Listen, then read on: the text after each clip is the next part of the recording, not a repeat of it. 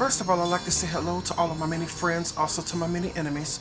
Once again, this is your friend, brother, and humble servant, Roosevelt, coming back at you with another episode of Roosevelt Sounds Off. I'd like to thank everybody for tuning in on today, and if you're not yet a subscriber to Roosevelt Sounds Off, please go down and hit that subscribe button along with the bell icon. This way you'll be notified anytime I drop a brand new video right here on YouTube. Almost at that 400 subscriber mark, and I'm hoping that you all would help me to get there. Everybody needs to tell somebody to subscribe to Roosevelt Sounds Off, because as soon as I get to that 400 subscriber mark, yes, I still do have a special surprise for all of you. Okay, as you all know, that my channel was suspended for like a week or so, and on this weekend I did upload my Thanksgiving annual address, and I'm hoping that some of you all watched that and actually enjoyed that. Even though it's a week late, hey, you know, my motto is better late than never, so hopefully you all enjoyed that. But gonna get into something that is going on like right now. As you know, that we have been in the grips of the COVID-19 crisis and pandemic for the last 9 to 10 months or so. And the other day, the state of California was put back under a stay-at-home order. And right now I'm about to play you a couple of clips, and I'm about to come back and tell you exactly what I think of it, because I think that sometimes some of these stay-at-home orders are beginning to go a little bit too far, where it takes away and strips people of their freedom and strips people of their liberty. So I'm about to play these clips, and I will come back and tell you exactly what I think. Stay tuned for these two news clips. This morning, Californians waking up to a new reality, bracing for a statewide lockdown affecting 33 million residents. After infections soared past 20,000 a day, hospital ICUs now dangerously close to capacity. We had more cases this last week than we had in the entire month of October.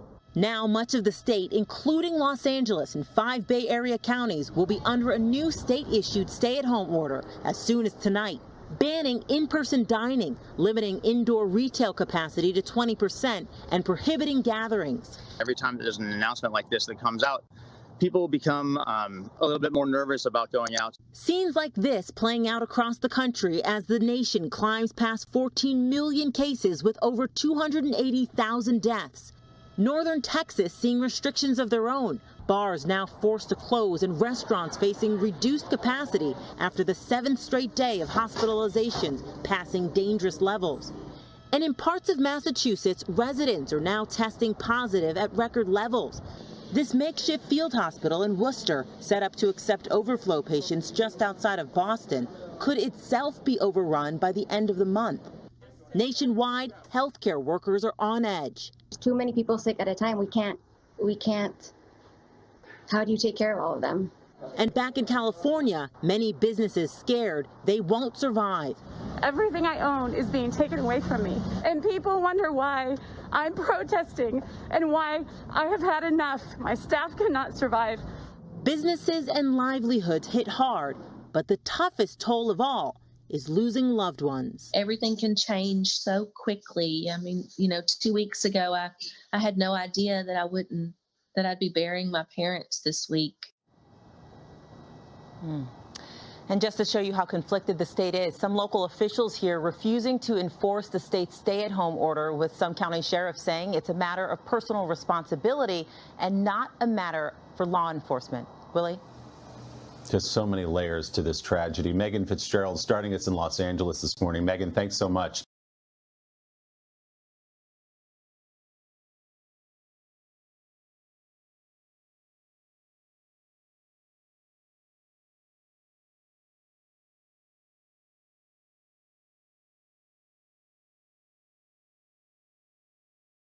Well, coronavirus infections continue to spread at record levels in the U.S. The nation now reaching more than 14 million cases, with the number of deaths topping 280,000. And breaking news out west, a vast region of California will enter a new lockdown after reaching the threshold for intensive care beds. The order will go into effect in 11 counties, including the cities of Los Angeles and San Diego. This follows a similar lockdown in 5 Bay Area counties. Let's go to Christina Coleman. She's live in Santa Monica, there in California, with the latest. So, Christina, when will the lockdown go into effect? Hi, Arthel. Well, this stay-at-home order will go into effect for the Southern California and San Joaquin Valley regions starting tomorrow. And keep in mind, these are going to be some of the strictest COVID lockdowns that we've had here in California since the spring. Now, this latest round of statewide shutdowns are focused on hospitalizations. The new regional stay-at-home order breaks the state into 5 regions, and when one of them falls below 15% ICU capacity, the shutdown is triggered for that particular region. And in this case, again, that's Southern California and San Joaquin Valley. The new order going into effect in those areas as of tomorrow. This is time limited. It's based upon the facts. It's based upon what's happening on the ground. It's based upon epidemiology. It's based upon the transmission rates. It's based upon what's happening by regions.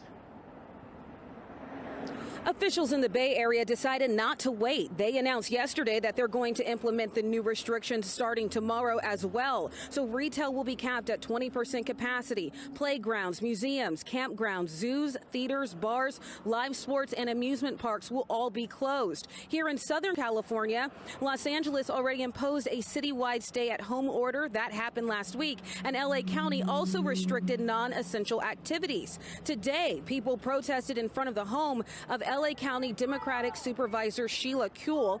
She voted to ban outdoor dining and called it dangerous, but she was spotted eating out in Santa Monica just hours before that controversial ban went into effect. This ban has restaurant owners confused and angry. We've invested in changing and adapting our business to be pandemic friendly, and then, the changes come again. It's really hard to keep a business going when the changes are happening constantly. Now, this ban is currently being challenged in court, and this week a judge ordered LA County to provide some scientific evidence to support banning outdoor dining. Arthel? Christina Coleman, thank you very much. Eric? Okay, and we are back, and both of those clips fall under the category of fair use. Okay, let's get much more into this. Now, when this whole thing first started back in March, it seemed like a whole lot of states, even here in Illinois, we were under a stay-at-home order. In California, I believe that they were some of the first states to have a stay-at-home order. But now, because I guess the surge in infection or spread, that they feel like, there's a need for another stay-at-home order. And I feel a whole lot of this kind of stuff, I feel that it's going a little bit too far now.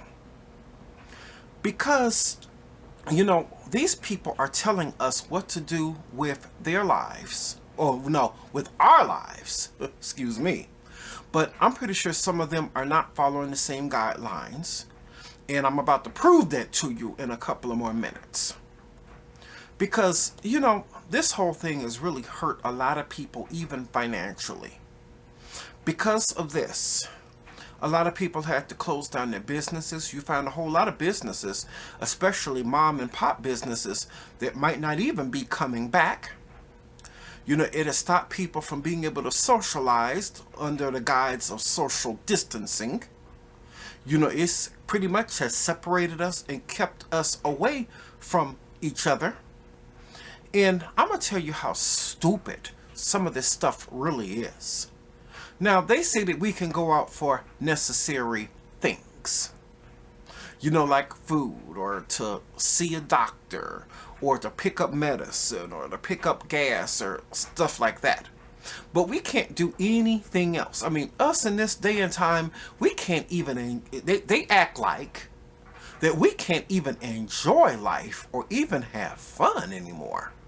And if you do have fun, let's just say like if you just happen to have a very nice and very good day or whatever. If you tell people about it, you find some people, like I've said before, but I'll continue on to say, who act like you have to apologize for things being so good in your life Because, I mean, it's been many times that I've been accused of not reverencing or having any respect for the people who have passed away from COVID-19.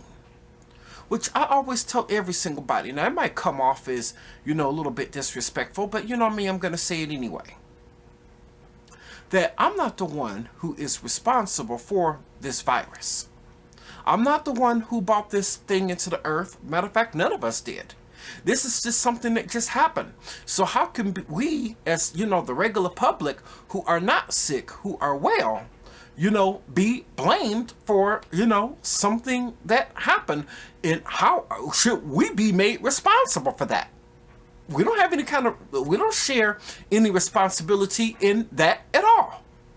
But because of a certain thing that happened, that has come into the earth, that is not our fault, and that it just happened, we're forced to participate in wearing a mask or participate in social distancing. Why should I be made to participate in something that, first of all, number one, and the main thing, I had nothing to do with, and neither did none of you all? I mean, it's absolutely crazy, especially over something where 90-something% of people, which is the vast majority, do, survive from. Now, they say in America right now, we've had 260,000 people, maybe more, who've passed away from COVID-19. But this is just my personal opinion. And of course, I do have a right to it. I don't really believe it's really that many. I really believe a whole lot of the numbers are inflated because it's a certain agenda that these people are trying to push. And it just seems like, our leaders, whether it's our governors, whether it's our mayors, are trying to take life and just living and being social creatures, because we as people, we are social creatures. They're trying to take our lives away from us while they can still do whatever the heck they want to do. Because back in April, when we had our stay-at-home order, our mayor, Lori Lightfoot, threatened to lock us up if we came out of the house or congregated or went to a party or promoted a party or anything. They closed down all the restaurants, all the beauty supply places, all of the barber shops and everything. But yet, now, according to their order, you weren't supposed to have anybody visit you or have anybody come to your house, and you weren't even supposed to go to anyone's house. But there's a big but here. Not like the big butt that's on that female some of you gentlemen are looking at, but it's a big butt right here. Listen. She went and invited a female barber, to her home to cut her hair. But yet, when she's caught up in this whole thing, then she starts, starts in a press conference, starts hesitating and stuff and starts stammering and stuttering. I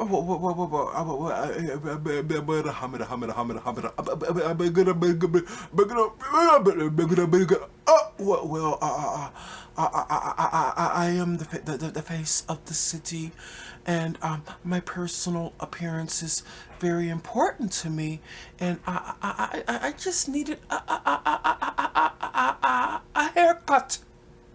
Dude, like, someone else's personal appearance isn't important to them? And even like the mayor of New York, Bill de Blasio, closed down all the gyms during the first stay-at-home order in New York City. But yet he was caught at a gym, and when questioned about it, well, I take my physical health and my physical appearance very personally. What, like the rest of us of society don't take our physical health very personally? Because quite frankly, this COVID depression and this COVID fatigue is very, very real. And I think there will be a whole lot of us who can get through it a whole lot better if we could actually do something physical. If you work out in a gym or if you do something else, it will go a long way to keeping people's minds off of this stuff that is going on. And recently, you know, as you all know, that we are in the middle of the holiday season. Happy holidays to everybody. And we had just passed Thanksgiving. They told us that we shouldn't even get together with our family and friends to celebrate Thanksgiving. But yet, there's another big but here. You found the mayor of Denver, Colorado, after he told his citizens not to go out of town to celebrate Thanksgiving with their family, he was in line at an airport going to Mississippi to celebrate Thanksgiving with his family. How hypocritical. The hypocrisy of our leaders. It's a shame. It's deafening.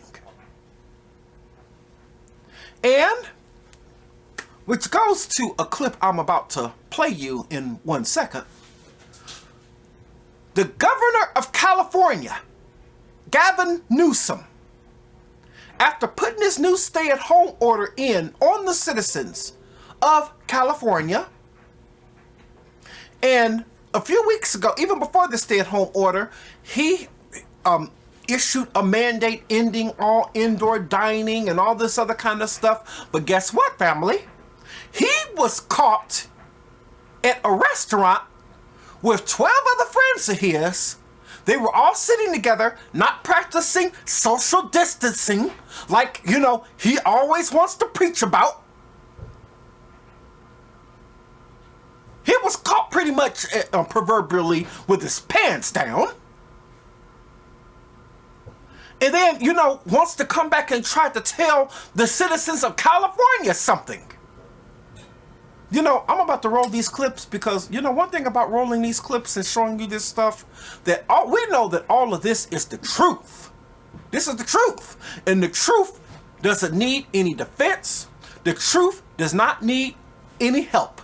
I'm going to play these clips, so I'm going to let the facts speak for themselves. You all, stay tuned for these clips. Well, Governor Gavin Newsom is catching some heat for attending a birthday party at this famed Napa Valley restaurant, a type of gathering his own administration has warned against. As KPIX5's Wilson Walker explains, some say the governor just is not practicing what he preaches. Wilson? Yeah, here outside the French Laundry. It's not what the governor had for dinner that has upset people, and it's really not even the letter of the law where there might be a transgression. It is more the spirit of the guidance. 3.7%, 14-day positivity rate may sound great compared to most other states right now. Governor Gavin Newsom speaking early this week after dinner last week at the famed French Laundry in Yountville. We're told it was a 12-person affair seated outside in accordance with the restaurant's normal policies, and there is no indication that any specific county rules were broken. However, there is another problem. And we're starting to see people, again, take down their guard, take off their masks, begin to mix outside their households. In that respect, the governor certainly violated the spirit of the state's guidance on gatherings, as the dinner party did include multiple households. Like the French Laundry cuisine grown in the field across the street from the restaurant, claims of hypocrisy immediately went sprouting online. I definitely think our leaders of the state and of the country need to set a good example. So is it setting a good example to do exactly what you're telling the rest of us not to do? No. Kelly Vandenacker had lunch outside today, not at the French Laundry. She thinks the optics of the governor's meal are bad, but she was quick to add, am I taking a risk by eating out too? Yeah, and I'm okay with that. The governor issued a statement today saying he could have modeled better behavior.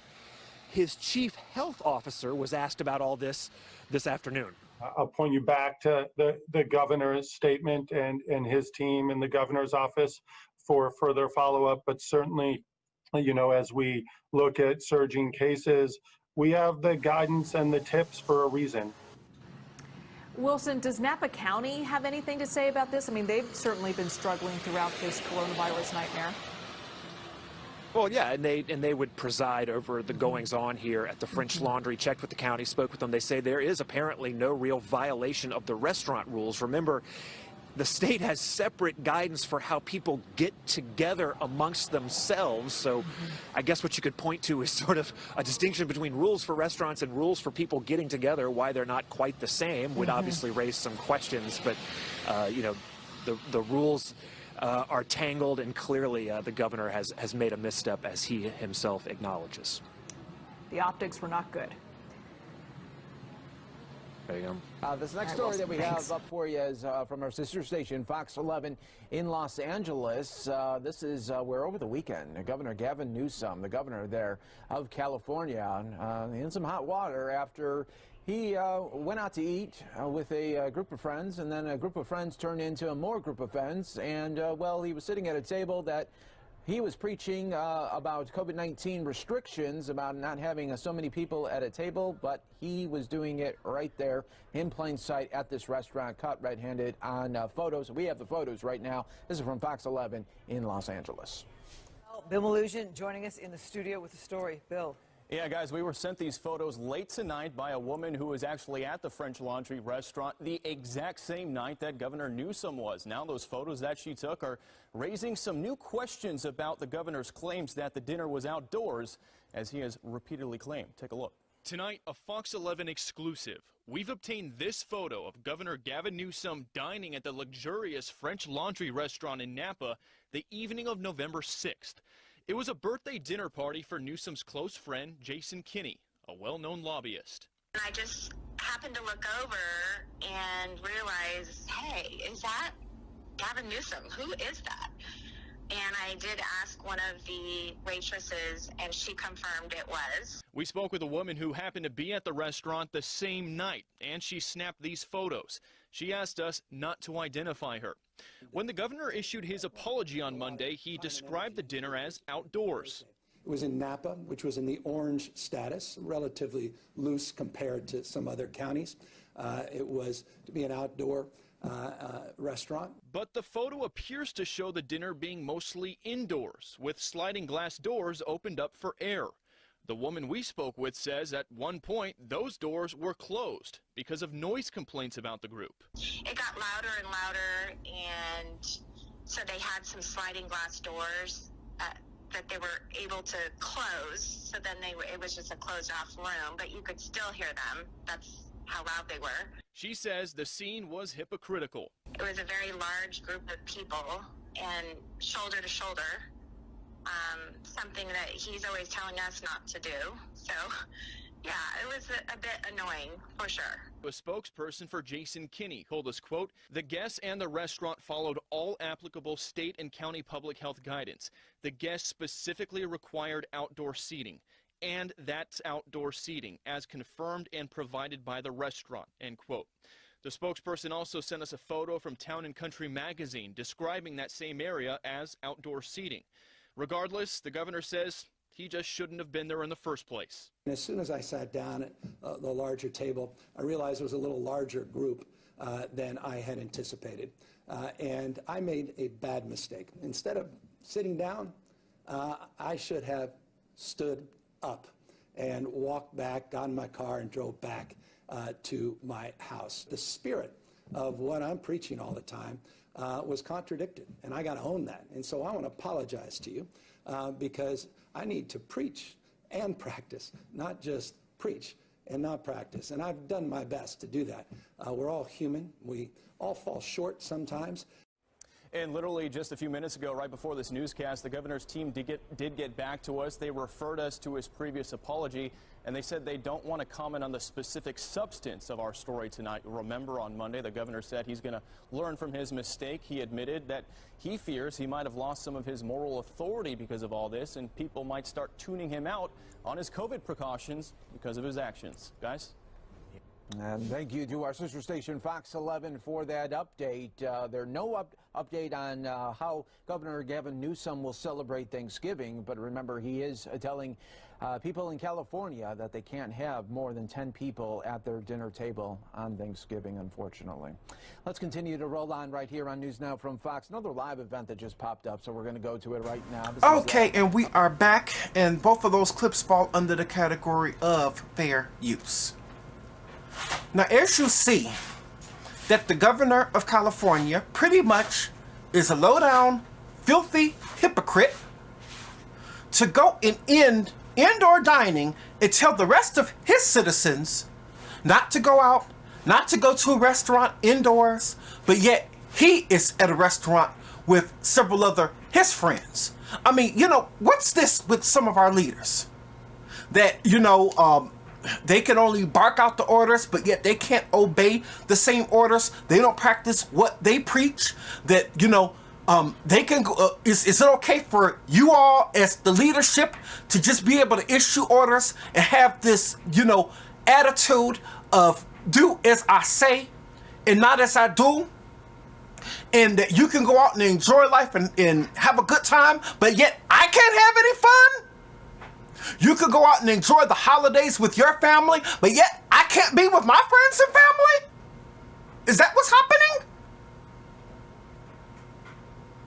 This stuff is just ridiculous. These people do not practice what they preach. And as far as I'm concerned, all of the citizens of California need to rise up against this tyranny, just like all of us in Chicago need to rise up against this tyranny. Because I'm the kind of person, this is I don't know about you all, this is just me all the way, that pretty much if you give out an order, and let's just say, it don't matter who you are. It doesn't matter whether you are a police officer, whether you're a politician, even if you're in the ministry. If you are not following the exact guidelines of what you preach about, then, you know, you try to come in telling me something, I just tune you out. I'm not listening to you. Do you think that I take seriously what Lori Lightfoot says anymore after she is caught disobeying her own order?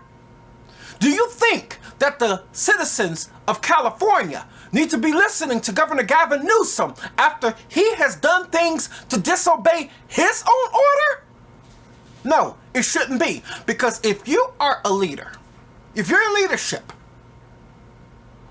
you need to be, you know, you're held at a much more higher standard even than I am. Because even if you're something like a police officer, how are you going to arrest me for cursing or what you would call or interpret as disorderly conduct when I've heard police officers use more cuss words than regular people, but yet as you being a citizen, if you call a police officer a dirty mother whatever, you know, they want to arrest you. But yet it's okay for them to speak like this. How can you, as a pastor, tell people or teach people about the 10 Commandments, especially that little one about thou shalt not steal, but yet, you know, you find a whole lot of pastors and a whole lot of these mega preachers stealing all of the time, telling lies about offering, telling lies about tithes and honorariums and everything. I can't honor or follow anyone like this. And how can you, as a politician, make all of these stupid mask mandates and stay-at-home orders, shutting down businesses, pretty much ruining people's lives and livelihoods and professions and jobs and ways of making money where they support themselves and their families for that matter. But yet you don't follow your same order. The hypocrisy of our leaders is just scandalous. And in a whole lot of states, just like I would have to say most, many of our governors and mayors are using our police departments against us to be able to enforce these radical, unconstitutional stay-at-home orders and mask mandates. And before I get with that and everything, good thought that I had and everything before what I'm about to say. Good place to say it right around here. Even with the mask mandate, all of this stuff that they are making us do, wear a mask and to stay 6 feet apart in the social distance and the stay-at-home orders. If people, or if our people in charge, our politicians are acting this stupid right now, what are they going to do when the vaccine comes? They're talking about, well, it probably won't be a vaccine mandate. I'm almost begging to differ.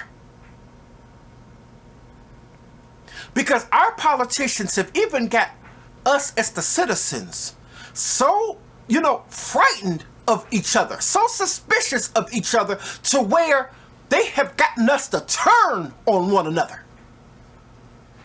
In the state of Michigan, the governor of Michigan, Gretchen Whitmer, in her first stay-at-home order back in March, told citizens if they see anyone at their house that they don't know and who doesn't live there, they need to call the police on that person. They've gotten us as the citizens to turn on each other. Lori Lightfoot told us the same thing. If we see more than 10 or 11 people in our neighbors' homes, that we need to call the police on that neighbor. As far as I'm concerned, my next door neighbor could have the entire football team of the Chicago Bears, the Chicago Bulls, the Chicago White Sox, and the Chicago Cubs all at their house. I'm not saying and calling nobody, because it's nobody's business what you or I do within the privacy of our own home. And anytime you allow government and government officials to allow you to tell you and order you what you can do and cannot do in your own home, that is the complete, total, and tip-top recipe of tyranny and taking away your freedoms. I'm just saying. This is not supposed to be happening in a free society like the United States of America. This is not China. This is not North Korea. This is not Taiwan. This is not even Russia. This is the United States of America. But yet, these people, because of a virus, something we had nothing to do with, are trying to tell us what we need to be doing and not be doing in our own homes. Putting in effect these stupid curfews. I think the curfew in California is like 10 o'clock to 6 a.m. in the morning. I could catch the virus, I guess, at 10:01, but I can't catch the virus at 9:59 or 9:58. Get the heck out of here. How stupid do you think all of us are? So now, they are about to use our police departments to help us, or to help them, carry out these radical, tyrannical stay-at-home orders. Because the next clip I'm going to bring you is pretty much of what I would almost want to call an American hero. He is the lead sheriff of the Riverside County Sheriff's Department, Chad Bianchi.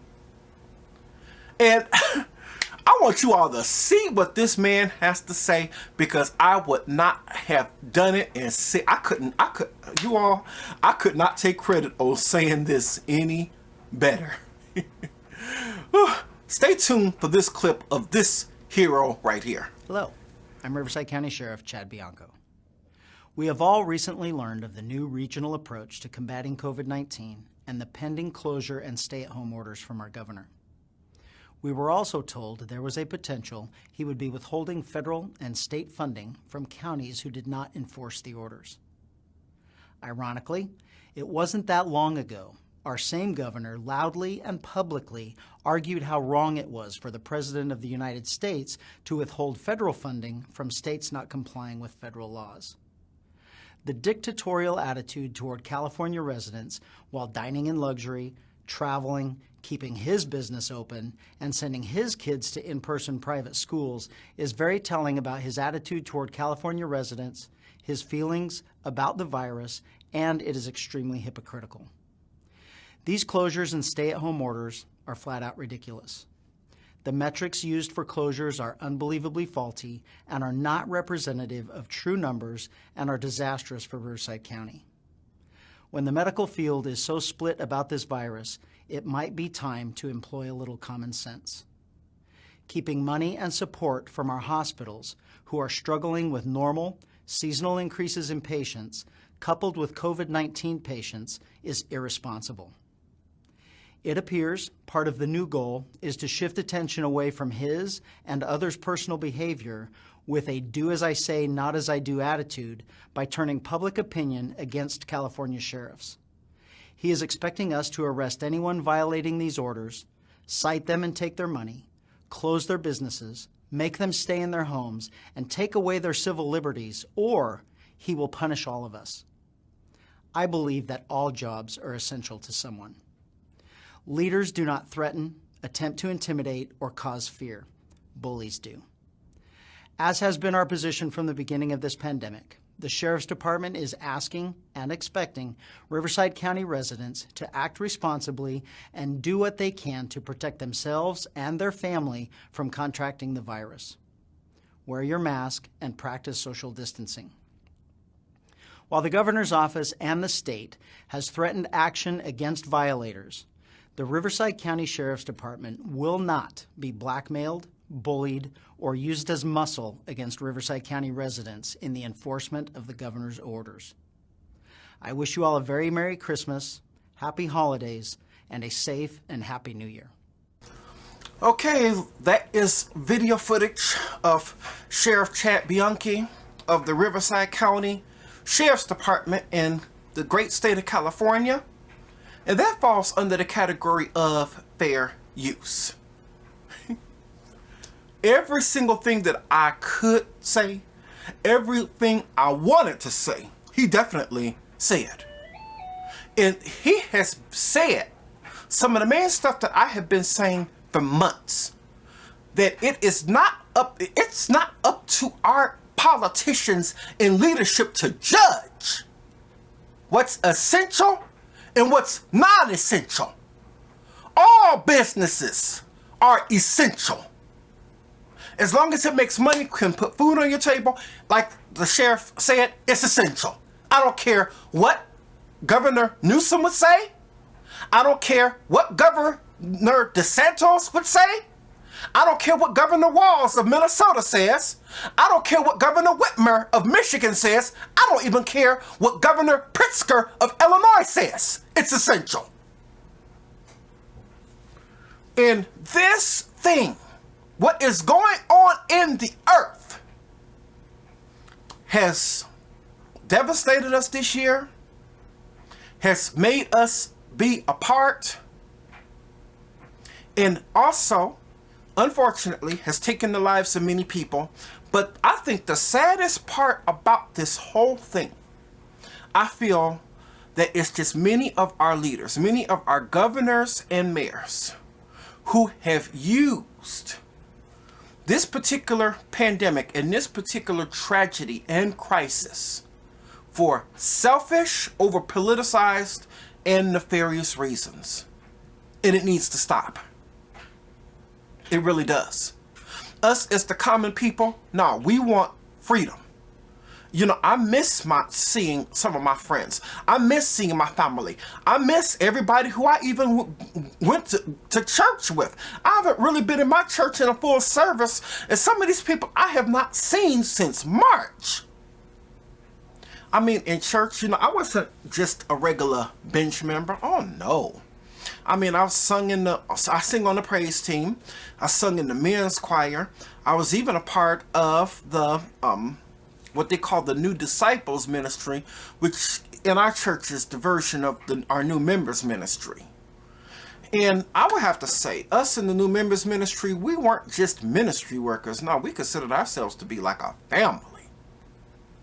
And what can I say? I miss my family right about now. I miss my church family, even miss my regular family. And my birthday's coming up in a couple of weeks, you all. I'm going to be 47 years old, and I just wonder what is going to happen during that time on my birthday? What are our holidays, our Christmas, our Hanukkah, our Kwanzaa, our New Year's gonna look like this year?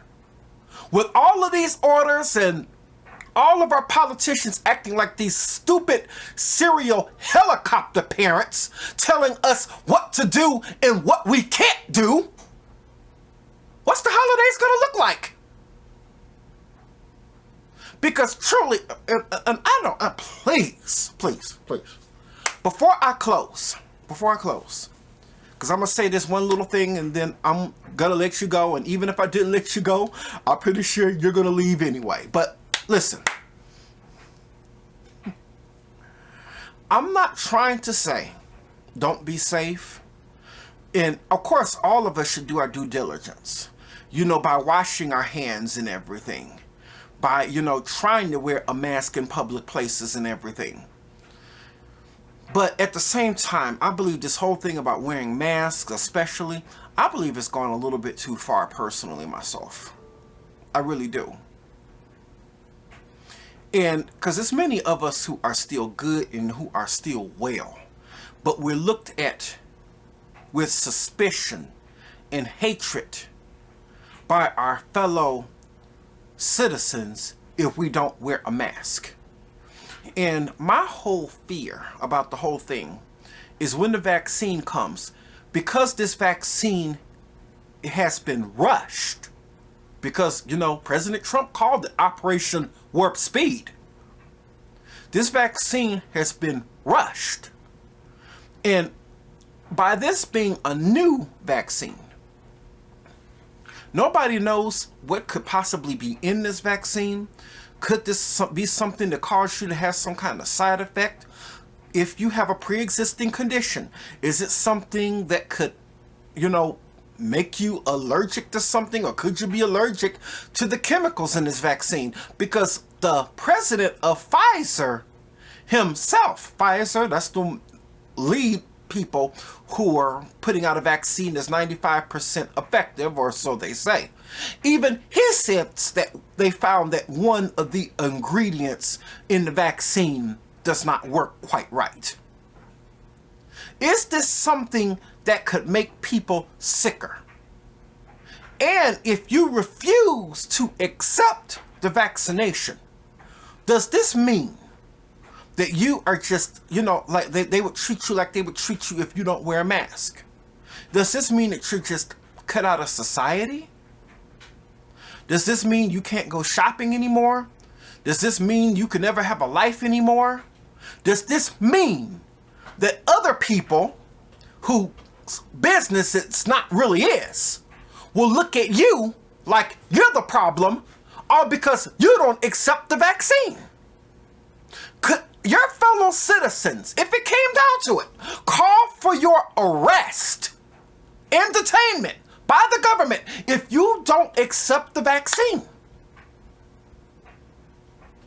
Because I feel that it's coming down to that. Because you will be surprised, because I have done this year, for all of y'all who have followed me, you know this year I have done video after video after video about people who have gone up to people in public because they're not wearing a mask, threatening to fight them, curse them out, all of this other kind of stuff that they're doing, and acting like they're the oddball, all because they're not wearing a mask. So when the vaccine comes, I feel the same people are going to look at people who don't want to be vaccinated as the enemy and as the problem. And the only reason why we are conditioned, or have been conditioned, to treat each other in this way is because we are listening to what our politicians in the liberal left-wing media are telling us to do. So it has caused us to turn on each other. That is not supposed to be. During this day and time, we need to all stick together. That way we can all become stronger together. Like I said before, I'm not ever trying to say don't be safe or anything like that. But at the same time, like my old pastor, God rest his soul, always used to tell us, even if it's something good, you can still go too far, even in a good thing. And with these stay-at-home orders and all of this other kind of stuff that they are trying to impose upon the citizens of this country, which is supposed to be a free society, I can understand the need for safety, but at the same time, looking at it on the other side, I feel that things right now are beginning to go a little bit too far to where we are going from a free country into a dictatorship. So at this point, that's where I'm going to leave this video. If anybody liked this video, please do me a favor. Give me a thumbs up. I greatly appreciate it. And please tune in next time for another episode of Roosevelt Sounds Off. And until the next video, this has been your friend, brother, and humble servant Roosevelt, saying peace and blessings to all of you and your families.